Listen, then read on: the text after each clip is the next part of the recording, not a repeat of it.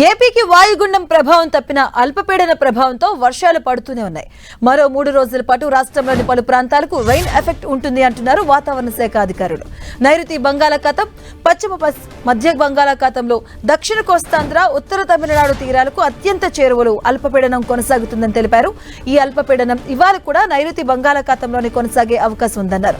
దీని ప్రభావంతో ఏపీలోని పలు ప్రాంతాల్లో వర్షాలు కురిసే అవకాశం ఉందని తెలియజేశారు. ఈ నేపథ్యంలో ఏపీ విపత్తుల నిర్వహణ శాఖ ప్రత్యేక అలర్ట్ జారీ చేసింది.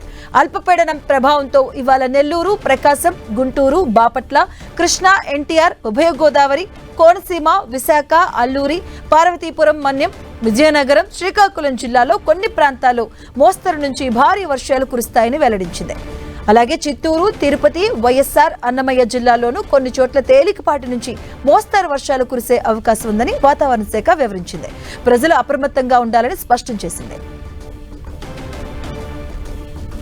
దీనిపై మరింత సమాచారం మా కరెస్పాండెంట్ విక్రమ్ అందిస్తారు. విక్రమ్,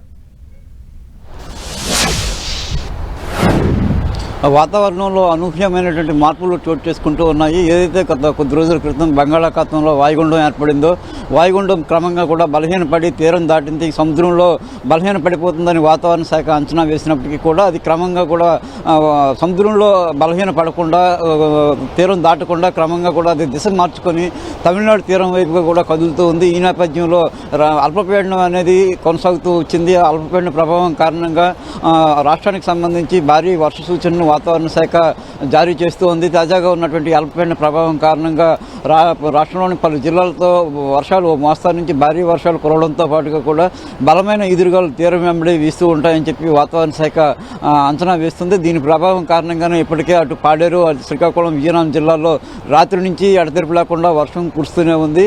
ఈరోజు ఏదైతే ఈ ఉత్తరాంధ్ర జిల్లాలతో పాటుగా కూడా మిగిలిన జిల్లాల్లో కాకినాడ, కోనసీమ, ఉభయ గోదావరి జిల్లాల్లోనూ, అటు రాయలసీమలో ఉన్నటువంటి మరికొన్ని జిల్లాల్లో కూడా వర్షాలు కొనసాగే అవకాశం ఉందని వాతావరణ శాఖ అంచనా వేస్తుంది. ఈ వర్షాలు కురవడంతో పాటుగా కూడా ఇటీవల కాలంలో 3 రోజుల పాటు ఇవి కొనసాగుతాయి. ఇటీవల కాలంలో కురిసినటువంటి వర్షాలకి ఇప్పటికే కూడా భారీగా పంట నష్టం వాటిల్లినటువంటి పరిస్థితులు ఉన్నాయి. ఈ నేపథ్యంలో ఈ వర్షాలు కురిస్తే కనుక మరో 3 రోజుల పాటు కొనసాగితే ఏ స్థాయిలో తీవ్ర నష్టం వాటిల్లే అవకాశం ఉందో అంచనా వేయవచ్చు.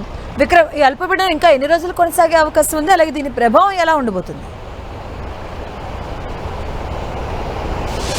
అల్పపీడనం ప్రభావం 3 రోజుల పాటు కొనసాగబోతుంది. ఇవాళ రేపు 27వ తేదీ వరకు కొనసాగే అవకాశం ఉంటుందని వాతావరణ శాఖ అంచనా వేస్తుంది. దీని ప్రభావం కారణంగా ఇప్పటికే వాతావరణ శాఖ అలర్ట్ అవడంతో పాటుగా కూడా ఏదైతే రాష్ట్రంలో పోర్టులు ఉన్నాయో, విశాఖ పోర్టు, అదేవిధంగా మచిలీపట్నం పోర్టుతో పాటుగా రాష్ట్రంలోని కాకినాడ పోర్టుతో పాటు అన్ని పోర్టులకు కూడా 3వ ప్రమాద హెచ్చరికను వాతావరణ శాఖ జారీ చేయడం జరిగింది. అంతేకాకుండా మత్స్యకారులు ఎవరు కూడా చేపల వేటకు వెళ్ళవద్దని చెప్పి హెచ్చరికను కూడా వాతావరణ శాఖ కొనసాగిస్తూ ఉంది. ఈ అల్పపీడనం అనేది డిసెంబర్ నెలలో ఈ స్థాయిలో వర్షాలు కురవడం అనేది గతంలో ఎన్నడూ లేదు.